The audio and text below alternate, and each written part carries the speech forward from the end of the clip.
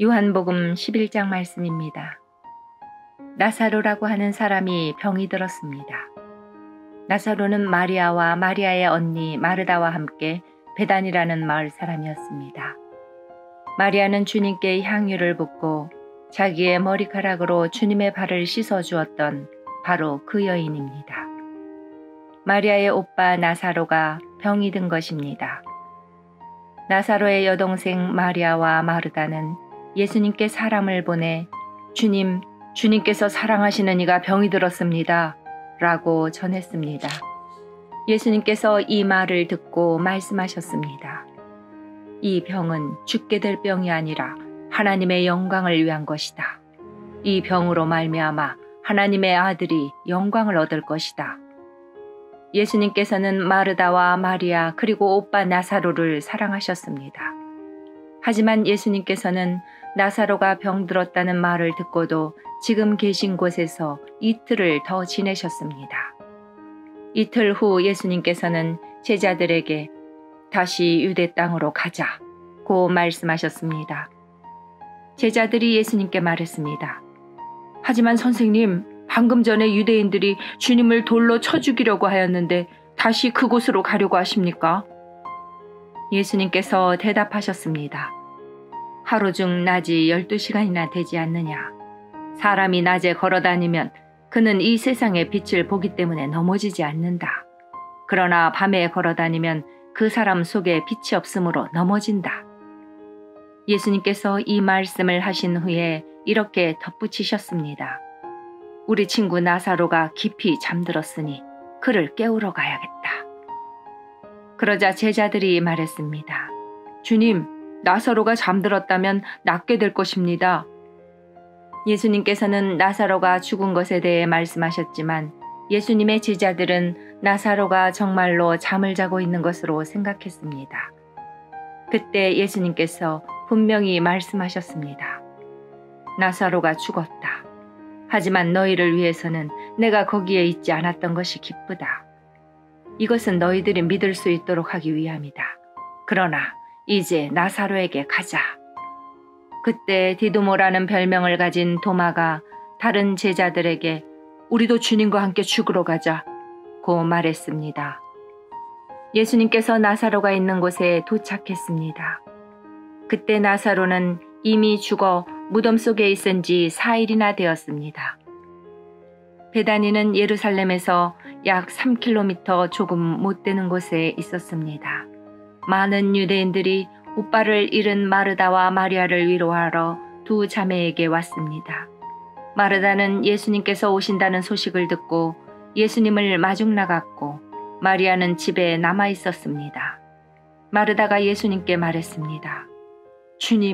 주님께서 여기 계셨더라면 제 오빠가 죽지 않았을 것입니다. 그러나 지금이라도 주님께서 하나님께 구하시는 것은 무엇이든지 하나님께서 주시리라는 것을 알고 있습니다.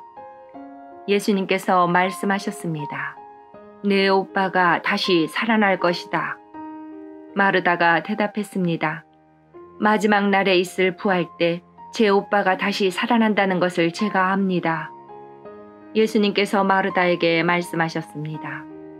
나는 부활이요 생명이다. 나를 믿는 사람은 설령 죽는다 해도 살 것이며 살아서 나를 믿는 사람은 그 누가 되었든지 결코 죽지 않을 것이다. 내가 이것을 믿느냐? 마르다가 대답했습니다. 네, 주님. 저는 주님께서 그리스도시며 세상에 오시기로 한 하나님의 아들이심을 믿습니다.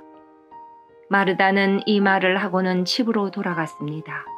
마르다가 마리아를 따로 불러내 말했습니다. 선생님이 여기 오셔서 너를 찾으셔. 마리아는 이 말을 듣자마자 바로 일어나 예수님께로 갔습니다. 예수님께서는 마을로 들어오지 않으시고 그때까지 줄곧 마르다를 만났던 곳에 계셨습니다. 마리아와 함께 집에 있으면서 마리아를 위로하던 유대인들은 마리아가 일어나 황급히 나가는 것을 보았습니다. 그들은 마리아의 뒤를 따라 나오면서 마리아가 통곡하러 무덤에 가는 것이라고 생각했습니다. 마리아는 예수님께서 계신 곳으로 갔습니다. 마리아는 예수님을 보자 그의 발 아래 엎드려 이렇게 말했습니다. 주님, 주님께서 여기 계셨더라면 저희 오빠가 죽지 않았을 것입니다. 예수님께서 마리아와 마리아의 뒤를 따라온 유대인들이 우는 것을 보셨습니다. 예수님의 마음은 격한 감정이 들면서 몹시 아프셨습니다. 예수님께서 말씀하셨습니다. 나사로를 어디 두었느냐?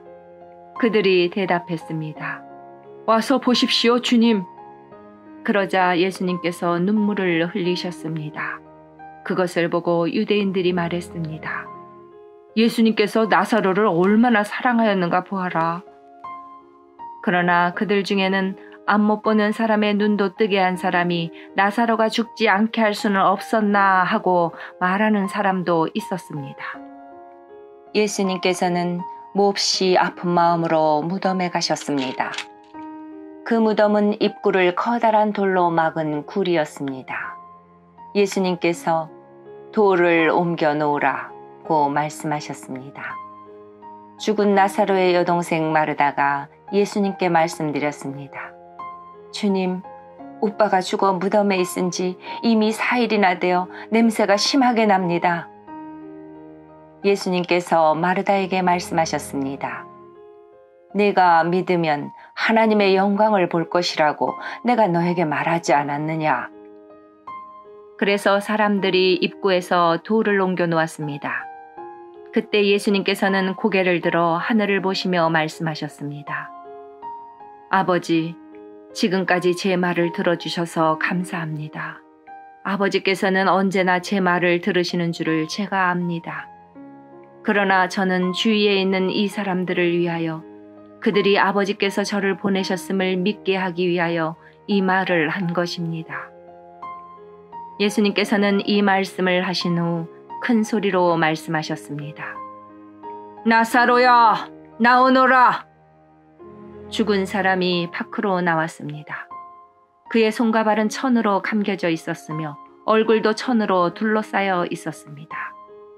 예수님께서는 사람들에게 천을 풀어주어 다니게 하여라 하고 말씀하셨습니다. 마리아에게 조문하러 왔던 유대인들은 예수님께서 하신 일을 보고는 그분을 믿었습니다. 그러나 그들 중 어떤 유대인들은 바리새인에게 가서 예수님께서 하신 일을 일러 바쳤습니다. 그러자 대제사장들과 바리새인들은 산헤드린을 열어 의견을 물었습니다. 어떻게 하면 좋겠습니까? 이 사람은 많은 표적을 행하고 있습니다. 만일 우리가 이 사람이 하는 대로 계속 내버려 둔다면 모든 사람이 그를 믿을 것입니다. 그러면 로마 사람들이 와서 우리 땅과 민족을 모두 빼앗아 버릴 것입니다. 그들 중에 가야바라는 한 사람이 있었습니다. 가야바는 그 해의 대제사장이었습니다. 가야바가 이렇게 말했습니다. 여러분들은 아무것도 모르시는군요. 민족 전체가 멸망당하는 것보다는 한 사람이 백성을 위하여 죽는 것이 더 낫다는 사실을 깨닫지 못하십니까? 이 말은 가야바가 스스로 한 말이 아니었습니다. 그는 그 해의 대제사장이었으므로 예수님께서 유대민족을 위해 죽게 될 것을 예언한 것이었습니다. 가야바는 예수님께서 유대민족만이 아니라 사방에 흩어져 있는 하나님의 자녀들을 하나로 만들기 위해 죽으실 것을 예언한 것입니다. 그날 이후 유대의 지도자들은 예수님을 죽일 계획을 세우기 시작했습니다. 예수님께서는 더 이상 유대인들이 있는 곳에 공공연히 다니지 않으셨습니다. 예수님께서는 그곳을 떠나 광야 근처에 있는 에브라임이라는 마을로 가서 제자들과 함께 거기서 지내셨습니다. 유대인들의 명절인 유월절이 가까이 다가왔습니다. 유월절이 되기도 전에 많은 사람들이 자신을 깨끗하게 하기 위해 시골에서 예루살렘으로 올라왔습니다. 사람들은 부지런히 예수님을 찾았습니다. 그들은 성전 뜰에 서서 서로 물었습니다. 당신들 생각은 어떻소? 그분이 명절에 안 오시진 않겠죠? 그러나 대제사장들과 바리새인들은 누구든지 예수님께서 계신 곳을 알기만 하면 반드시 자기들에게 알려야 한다고 명령을 내렸습니다. 그것은 예수님을 체포하기 위해서였습니다. 아멘.